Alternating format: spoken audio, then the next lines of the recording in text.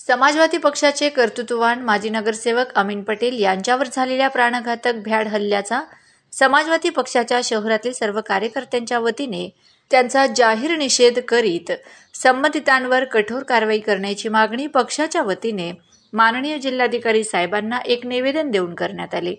तसेच याबाबत जिल्हा पोलीस अधीक्षक यांनाही निवेदन देऊन कठोर कारवाईबाबत मागणी केली जाणार असल्याची माहिती देताना जमील मंसूरी व समाजवादी पक्षाचे इतर कार्यकर्ते दिसून येत आहेत।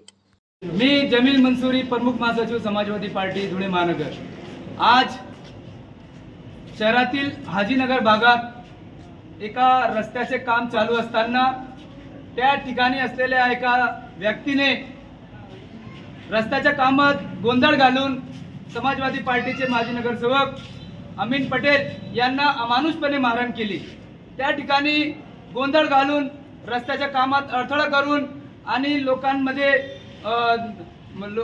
गोंधळ घालून त्याने जो प्रयत्न केला आणि नगरसेवक अमीन पटेल यांना जीवे ठार मारण्याचा जो प्रयत्न केला त्याचा आम्ही समाजवादी पार्टीच्या वतीने आज या ठिकाणी जाहीर निषेध करतो।